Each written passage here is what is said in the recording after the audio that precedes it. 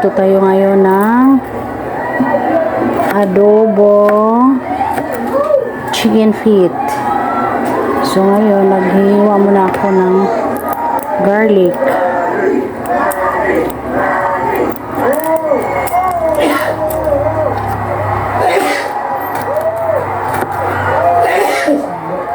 Padungog ginayang atsi kabaw nag-video ta diri.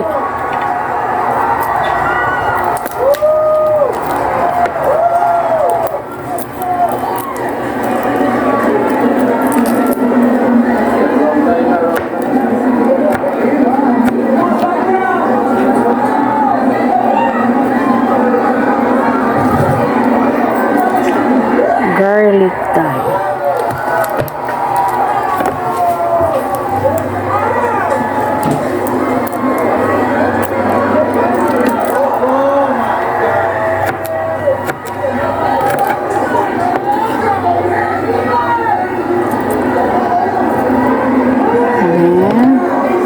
Tapos itong sibuyas.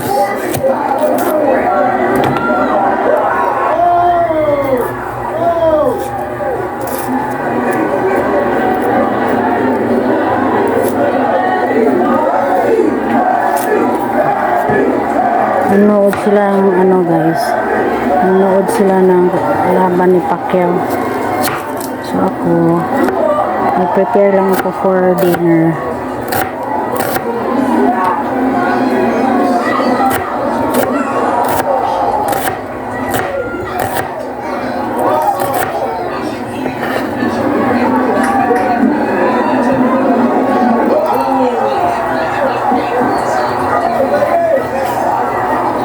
Sibuyas,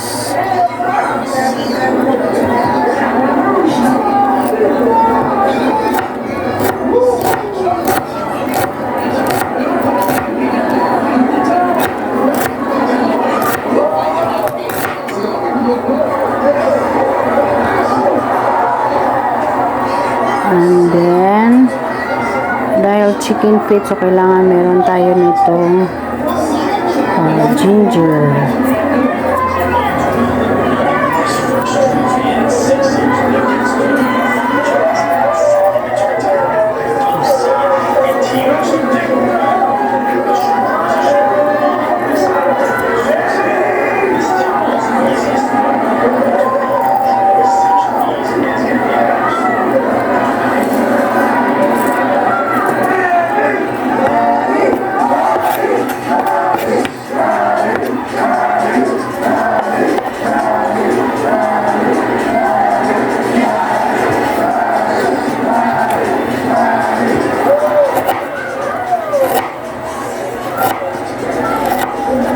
Ayan na, kompleto na ang ating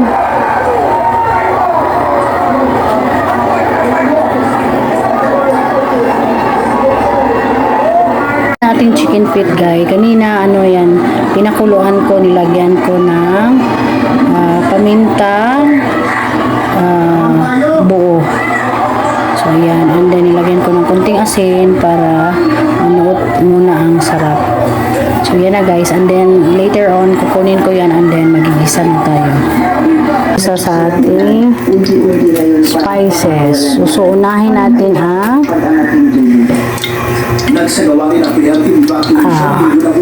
painitin muna natin ang ating mantika.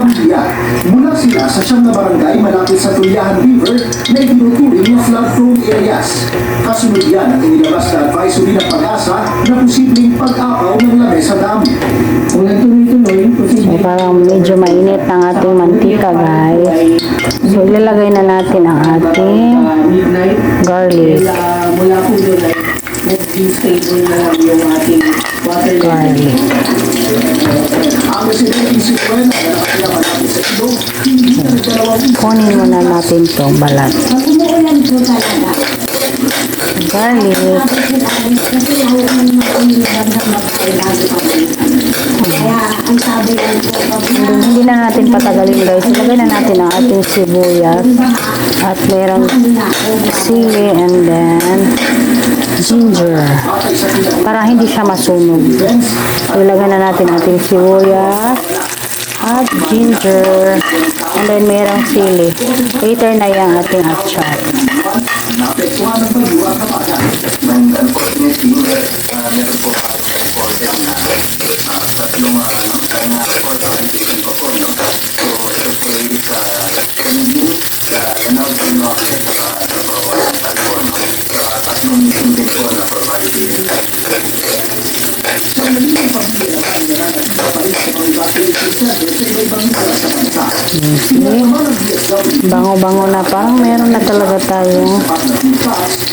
Basta meron siyang ginger, guys. Mabango talaga. So, basta may chicken, kailangan meron tayo ginger.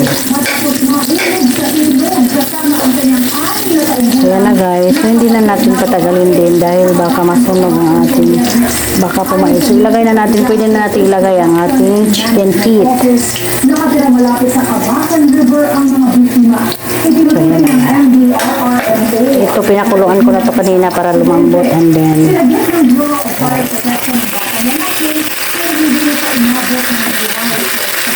lagay din natin ang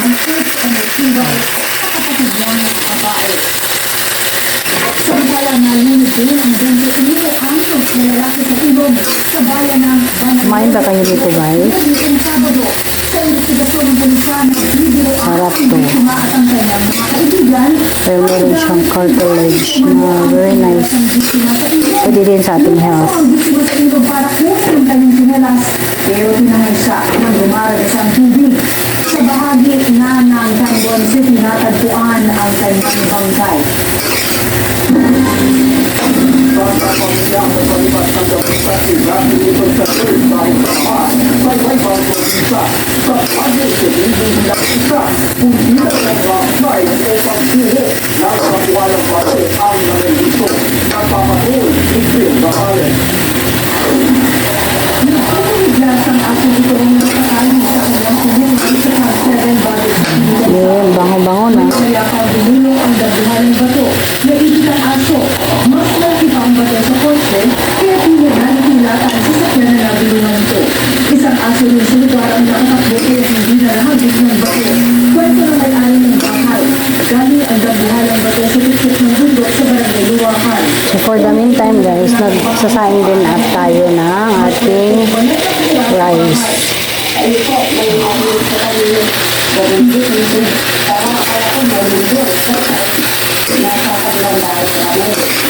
Pero ang trahedya, dating bansa. Gandaan na pinto ng hapon, isang malaking bato ang sumunod ng hulog at napinta sa grama naman ang pakalan ng bahay. Dahil sa mausunod na lockdown, inilikas ang mahigit itong pumilitin ng Top 7 at Luwakan. Inilinong dahilan ang construction ng isang cemetery sa tuktok ng bundok. Right of way,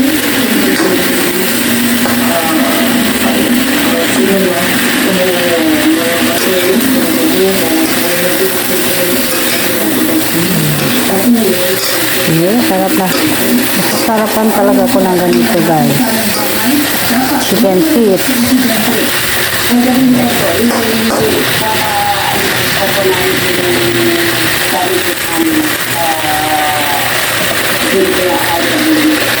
So, pwede na natin lagyan ito ng soy sauce.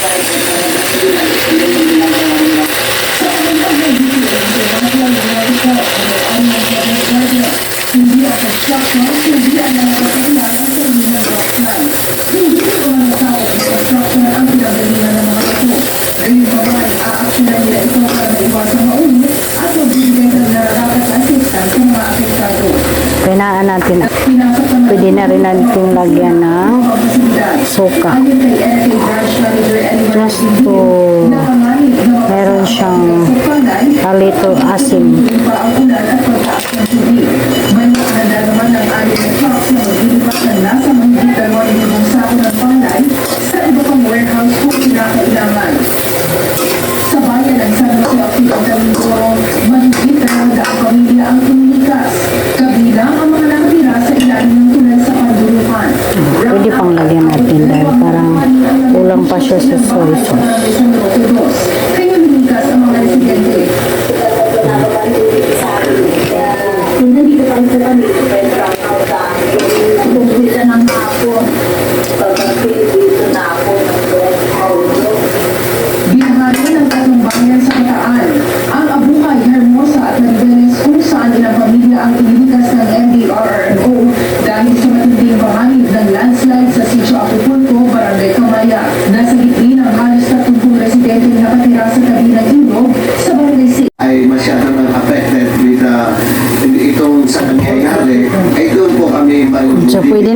lagyan ng seasoning, guys.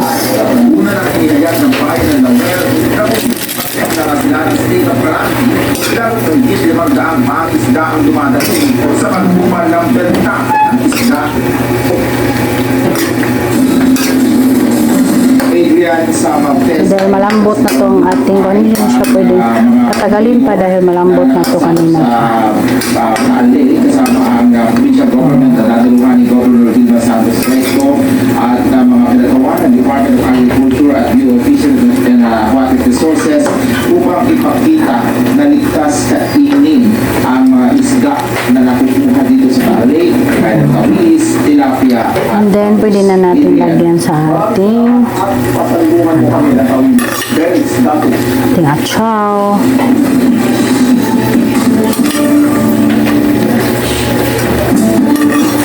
For garnishing. Duterte ang ban Okay. sa Singapore. Samantala, isang pambihirang pagkakataon dahil nagsama-sama ulit ang top girl group na Viva Hot Cakes. Sa Kapitol, Ana Cerezo.